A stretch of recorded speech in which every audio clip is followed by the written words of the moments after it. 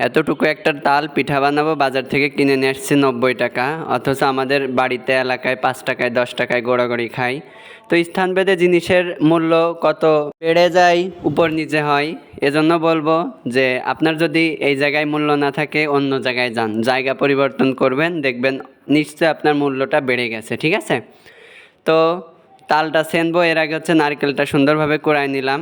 আর আমি আমাদের যশোরের নিয়ম অনুযায়ী সিস্টেমেই তালটা ছেনবো। ঠিক আছে? এখন বলবেন যে তাল ছেনার আবার সিস্টেম আছে কি না? তো অবশ্যই আছে। আমি যে ঢাকাতে আসছি না, আমার যে বাড়িওয়ালা আন্টি, ওনারা আগের দিন দেখলাম তাল ছেনলো। মানে তাল একটু ছেনে ডিশের ভিতর এক বড় মগ পানি দিয়ে ওর ভিতর তালটা ধুয়ে ফেললো, ফেলে ওই তালের পানি ওড়নায় নিরেই ওই মানে তালের কষটা বেরো করে ফেললো। তো ভাই, আমি তালের কষটাই যদি বেরো করবো, তালের ফ্লেভার, স্বাদ, ঘ্রাণ সব তো ওই পানির সাথেই চলে গেল। দরকার নাই আমার এরকম। তারা নাকি একটু ঝামেলা মনে করে। তো কষ্ট হইলেও খাওয়ার জিনিস যেহেতু বানাইতে হবে, অবশ্যই একটু গোছগাছ করেই ছানা উচিত। তো দেখেন, আমি কিন্তু অনেক পরিমাণ কম পানি দিছি এখানে, পানি তেমন দিইনি বলা যায়। তো অল্প পানি দিয়ে সুন্দরভাবে গুতায় ছেনে নিলাম। নেওয়ার পরে এই যে দেখেন কাটতেছি কত সুন্দরভাবে, আর আমার গুলাটাও কত গাঢ় হচ্ছে। তো আমি হচ্ছে তাল পিঠা বানাবো। কি পিঠা বানাবো অবশ্যই আপনারা কমেন্ট বক্সে জানাবেন কিন্তু, ঠিক আছে?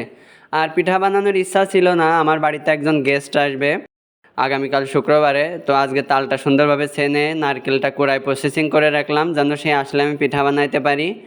আর শুধু গেস্ট আসবে কেন, আপনাদেরও দাওয়াত থাকলো। নামাজ কালাম পড়ে একটু সকাল সকালে চলে আসেন, গরম গরম পিঠা খেয়ে তারপর ভাত খান। ঠিক আছে? তো দেখেন তাল কিন্তু অনেক সহজেই ছানা হয়ে গেল। আর গুলাটাও অনেক গাঢ় থাকলো, আমার টাটকা তাল, অত পানির দিয়েও ছানা লাগলো না। তো অবশেষে এবার হচ্ছে এটা, এর ভিতর যেহেতু আঁশ থাকে, ওটা হচ্ছে সুন্দরভাবে টেকতে হবে। তো আন্টিদের ওই তাল ঢাকাইলে না, ওনাদের বাড়ি হচ্ছে মাদারীপুর। তো ওইভাবে তাল ছানা দেখে আমার অবাক লাগলো যে তালের পানিটাই যদি আমি বেরো করে ফেলি নিরে, তাইলে আমার তাল খেয়ে লাভ কি? এই যে তালটা কত ন্যাচারাল, কত অথেন্টিক, একদম তরতাজা তালটা দিয়ে আমি এখন পিঠা বানাইতে পারবো। তো কি পিঠা বানাবো দয়া করে একটু কমেন্ট বক্সে জানায়েন।